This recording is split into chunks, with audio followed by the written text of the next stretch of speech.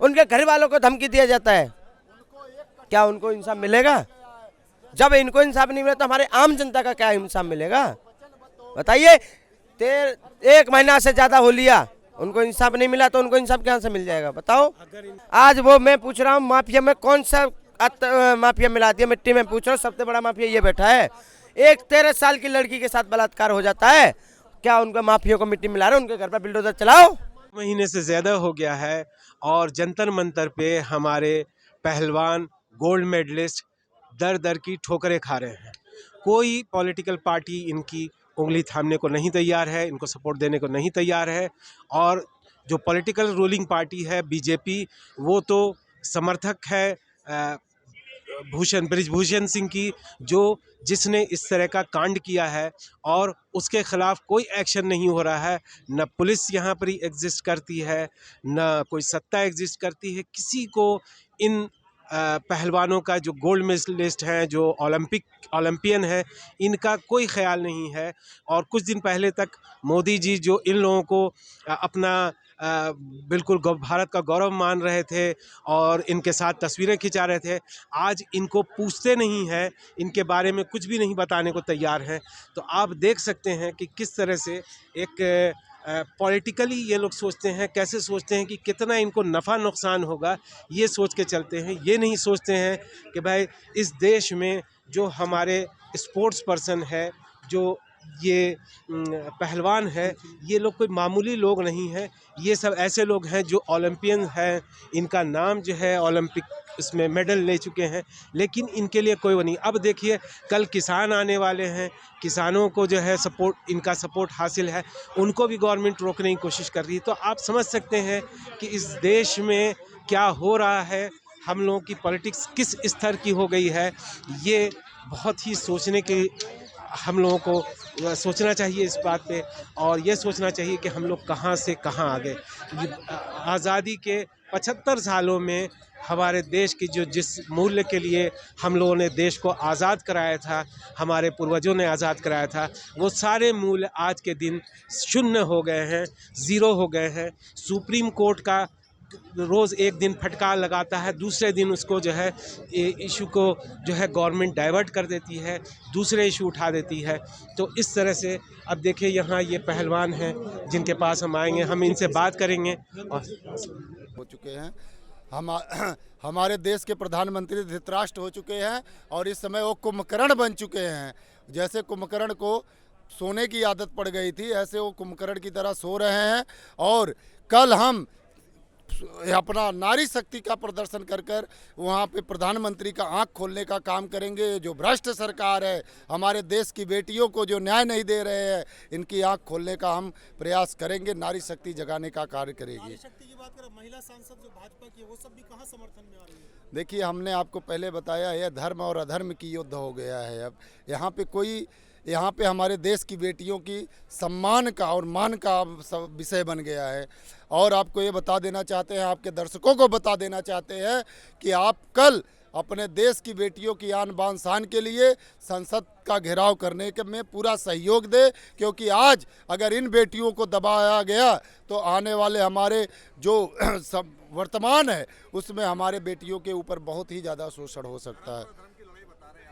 जी, धर्म पे हमारा हिंदुस्तान की जनता आ चुकी है, अधर्म पे बीजेपी सरकार हो चुकी है। क्योंकि आज 35 से 36 दिन होने जा रहा है जब हमारी देश की बेटियां गोल्ड मेडल लेके आती है, प्रधानमंत्री उनके साथ फोटो खिंचवाते हैं, बोलते हैं ये मेरी बेटियां हैं। लेकिन आज 35 से 36 दिन हो गया, यहाँ सड़कों पे बैठी हैं और ये अधर्मी प्रधानमंत्री को समझ में नहीं आ रहा है। उनको आकर इनसे माफ़ी मांगना चाहिए। मैं आपको बता देना चाहता हूँ, ये प्रधानमंत्री का अधर्म ही दर्शाता है कि वो इस समय उनका दिमाग काम नहीं कर रहा है। विनाश काले विपरीत बुद्धि, विनाश काले विपरीत बुद्धि। और हमने कक्षा 3 में पढ़ा था, अंधेर नगरी चौपट राजा, टके शेर बाजी टके शेर काजा।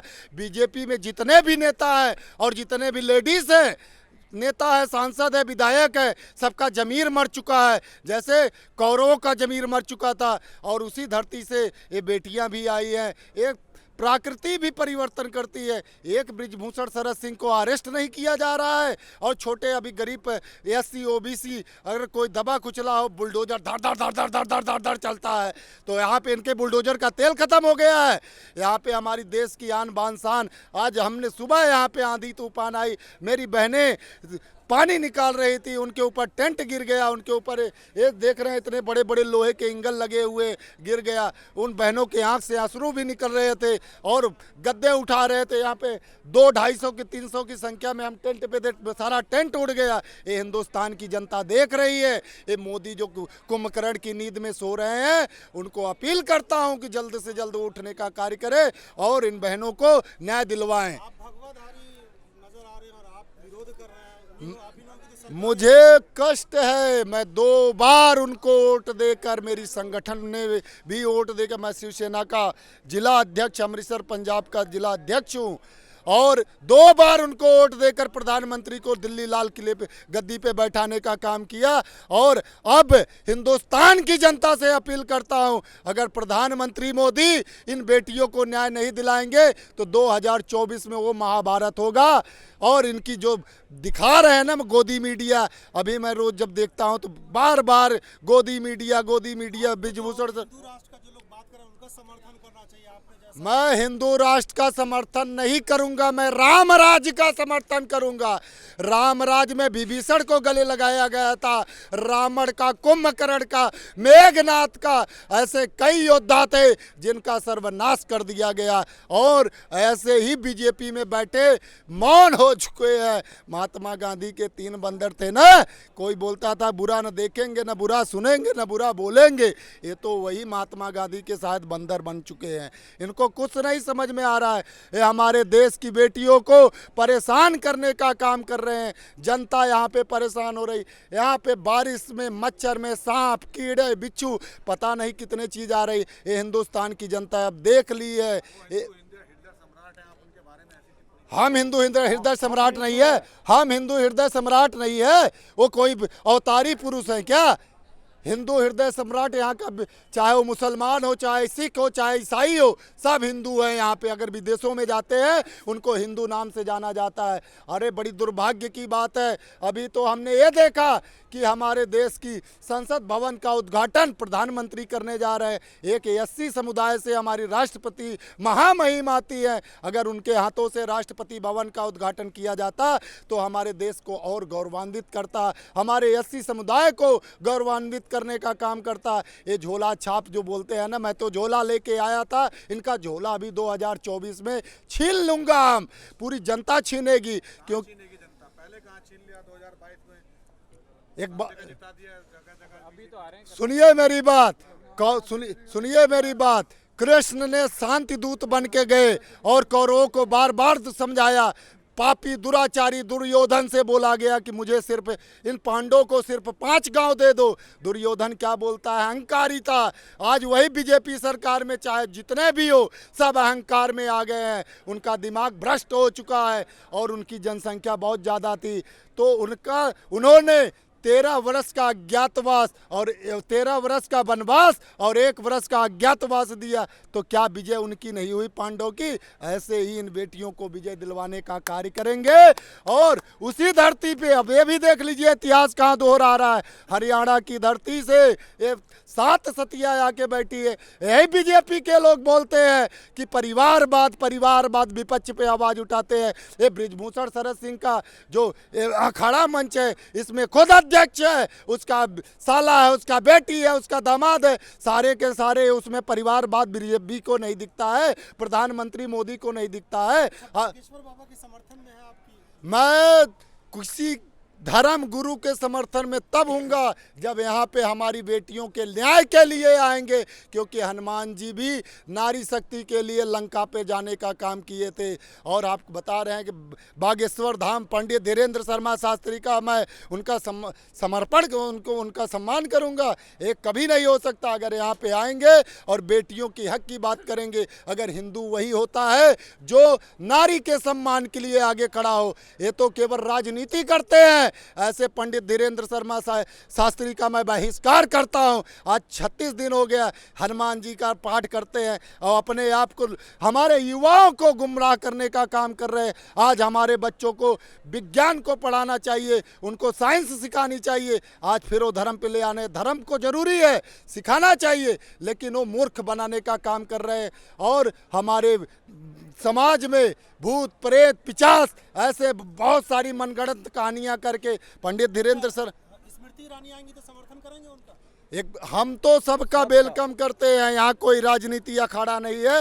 यहाँ बेटियों के लिए जो भी आएगा उसका वेलकम होगा, और नहीं आएंगे तो कौरवों की तरह नाश होगा उनका 100%। सबका जो भी जी क्या बोल रहे हैं आई थी जी? तो उन्हें क्यों भगाया था? भगाया किसी ने नहीं था। जो यहाँ पे अपनी बहनों की, अपनी बेटियों के लिए आई, उनका यहाँ पे स्वागत हुआ है और सबका स्वागत होगा। हिंदुस्तान की जनता से मेरी अपील है कि 28 तारीख 10 बजे से यहाँ पे हम कूच करेंगे और देश के कोने कोने से हमारी नारी शक्ति का महापंचायत संसद भवन के सामने किया जाएगा। जय हिंद, जय भारत। हर जिले में भी हो रहा है। अपोजिशन के नेता के कहने पे, कांग्रेस के कहने पे आप काम कर रहे हैं? मैं कांग्रेस के कहने पे काम कर रहा हूँ। मेरा फेसबुक आईडी आपको दिखाता हूँ। मैं तो कर्नाटका में भी चाहता था कि बीजेपी जीते। आज मुझे 15 दिन हो गया है यहाँ पे आते हुए। मैंने पहले दिन गया, मैं भी देखता हूँ। मैं भी अपने, आज मेरी उम्र 36 से 37 साल हो गया है। मुझे भी पता है कि सच्चाई क्या है और झूठ क्या है। मैंने फर्स्ट टाइम इनके साथ हनुमान जी के मंदिर में गया। मेरी बहनें जब आई हनुमान जी का आशीर्वाद लेकर, उनके आंख से आंसू टपक रहे थे। सच्चाई थी। गुरुद्वारा साहिब भी गई, फिर भी उनके आंख से आंसू टपक रहे थे। उनके अंदर उनका शोषण हुआ है और उनको न्याय दिलवाने का काम करेंगे। हम किसी पार्टी का यहाँ प्रचार करने नहीं आए हैं। हम सिर्फ न्याय लेने के लिए आए हैं और सरकार आगे आए और उनको न्याय देने का काम करे। बस हम यही आपसे कहना चाहते हैं। जय पहलवान, जय पहलवान। देखिए, मेरा नाम संजीव तोमर है। मैं यूपी उत्तर प्रदेश से आया हूँ और मेरे को यहाँ 1 महीना 36 दिन हो चुके हैं। आज मैं उनसे कहना चाहता हूँ, हमारी बेटियों की जो सुनवाई नहीं हो रही है, हमारे देश की हमारी बहन जो पहला मेडल लेके आए थे, मैं नरेंद्र मोदी जी से पूछना चाहता हूँ, जिस दिन वो हमारे देश के अंदर जब पहला कदम रखा था, जब चमचमाता हुआ मेडल लेके आई थी और तिरंगा लहराते हुए आई थी, और मैं कहना चाहता हूँ, क्या आपने जब उनको सम्मान किया, उनको स्वागत किया, उनको आपने कॉफ़ी पे बुलाया, खाने पे बुलाया, आज उनके साथ में ये षड्यंत्र रचा जा रहा है। मैं कहता हूँ, आपने नारा छोड़ा था बेटी पढ़ाओ बेटी बचाओ, क्या बेटी हमारे देश में सुरक्षित है? और आज हमारी बेटी फुटबॉल पे बैठी है, सड़क पे बिठा दी हमारे देश ने। तो मैं कहना चाहता हूँ, आपसे एक बात पूछना था। भूषण बोलते हैं कि हमारी बेटी नारी शक्ति, तो मैं बोलना चाहता हूँ, आज इन्होंने हमारी बेटी को खालिस्तानी बताया जा रहा है। हिंदुओं के लिए तो गर्व की बात है कि मोदी जी की सरकार है। आप क्या कहते हैं? मोदी जी की अगर सरकार है ना, तो हमारी बेटी यहाँ क्यों बैठी है? मैं ये पूछना चाहते हैं ना। हमारे देश में ये बोलते हैं कि हमारी बेटी क्यों बैठी है, बताओ ना। सरकार मोदी की है तो क्या इनको इंसाफ मिल पाएगा? अगर इनको इंसाफ मिल जाता है तो क्या आप मोदी जी का समर्थन करेंगे? देखिए, बिल्कुल करेंगे। अगर हमारे मोदी जी अगर यहाँ आके आ जाएं, समर्थन दे दो और इनको इंसाफ देकर उसे जेल भेज दो। और किसानों का मसला क्या है? किसानों का नहीं करेंगे कुछ? किसान, अब ये बताइए, किसान जो है, किसान का मामला था फसल का। अब ये हमारे देश की बेटी है और हमारे देश की बेटी जब पहला मेडल लेके आती है, तो हमारे नरेंद्र मोदी जी और अमित शाह, जे पी नड्डा बोलते हैं, एक परिवार हमारी बच्ची हैं, हमारे एक हरियाणा की बेटी हैं। आज वही एक जात का नाम लेके नेता बोलते हैं, एक परिवार का मामला लेके बोलते हैं। ये परिवार का मामला नहीं है, पूरे देश का मामला।